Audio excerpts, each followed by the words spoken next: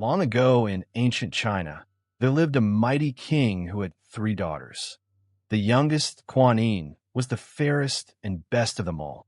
The old king was justly proud of her, for of all the women who had ever graced the palace halls, she was by far the most beautiful. He decided she should inherit his throne, and her husband would rule his kingdom. Yet strangely, Kwan-Yin was not pleased. She cared little for the pomp and splendor of courtly life.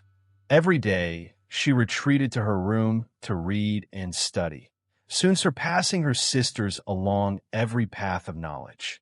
Her name became known across the farthest corners of the realm as Kwan-Yin, the wise princess. Her warm heart was open to the cries of the hungry and suffering. The king summoned Kwan-Yin to his throne room and spoke with grave authority.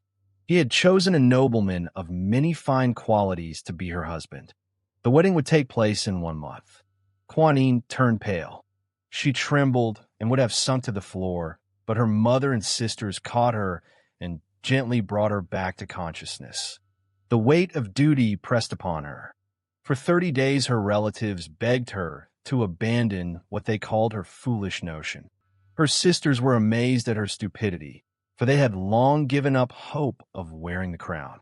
To every question she shook her head, replying only this: "A voice from the heavens speaks to me, and I must obey it."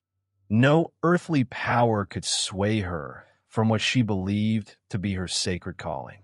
On the eve of her wedding day, Kwan-Yin slipped out of the palace under cover of darkness.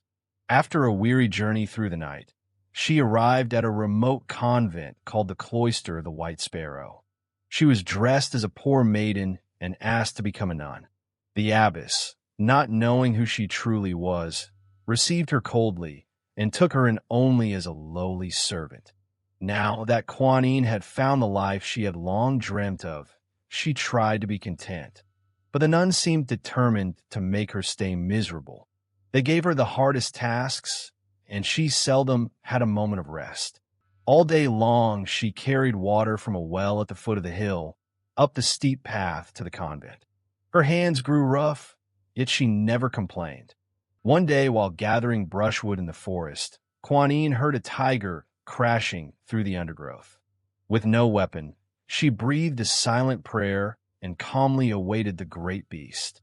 To her astonishment, when the tiger appeared, it did not spring to tear her apart.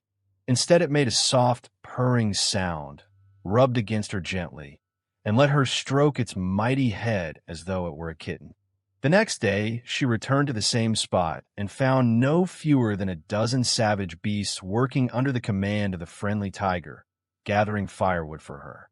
In a short time, enough brush and timber had been piled up to last the convent for 6 whole months. Even the wild animals of the forest could recognize her goodness more clearly than the hard-hearted nuns ever could. Returning uphill with her heavy load, Kwan-Yin was amazed to see a new building of solid stone standing in the convent courtyard. It had sprung up by magic while she was away. Inside was a well of the purest water, with a strange mechanism for drawing it that no one had ever seen before. The gods themselves had built this monument, honoring the faithful princess who bore every hardship without complaint. The sisters knew the magic well honored Kwan-Yin's goodness, and for a few days they treated her better. But soon their selfishness returned, and they treated her more cruelly than ever. They could not bear to see a lowly servant surpass them in virtue. They robbed her of every chance for study and prayer, and gave her no credit for the miraculous well that bore her name upon its stone. One night the sisters were jolted from sleep by the blare of a trumpet. A great army sent by Kwan-Yin's father had surrounded the convent, for his spies had finally traced the runaway princess to this holy retreat. The terrified women cried out, demanding to know who had brought this calamity upon them. Soldiers seized Kwan-Yin and dragged her from the nuns who had just begun to love her. On the morrow, she was led before the old king. He gazed sadly at his daughter, then his face hardened with the stern look of a judge. From a neighboring room came the sound of sweet music and the laughter of feasting guests. The king offered her one final chance: marry the man he had chosen and claim the throne, or refuse and face the death that awaits a traitor. Kwan-Yin answered with quiet tenderness. She loved her father and would gladly have made him happy, but a voice from the gods had commanded her to remain a virgin and devote her life to deeds of mercy. When heaven itself has spoken, she asked, what can even a princess do but obey that higher power which rules the earth? Her strong will held firm against every earthly threat. The king's face turned purple with fury. He commanded his guards to take her away and give her the death owed to a traitor. As they bore Kwan-Yin from his presence, the white-haired monarch swooned and fell from his chair. That very night, the gentle princess was put to death. Her body perished, but her spirit, pure and luminous, descended into the dark lower world of endless punishment.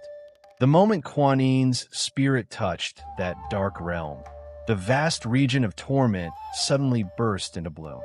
Pure white lilies sprang up on every side, and the fragrance of a million flowers filled every corridor. King Yama, ruler of the dead, rushed forth in wonder. Gazing upon her radiant face, he recognized a purity too great for his dominion. He bade her depart and bestowed upon her the peach of immortal life. Thus Kwan-Yin ascended to heaven and became the goddess of mercy, surpassing all earthly kings and queens in glory. Ever since that day, because of her exceeding goodness, countless people breathe out to her each year their prayers for compassion. There is no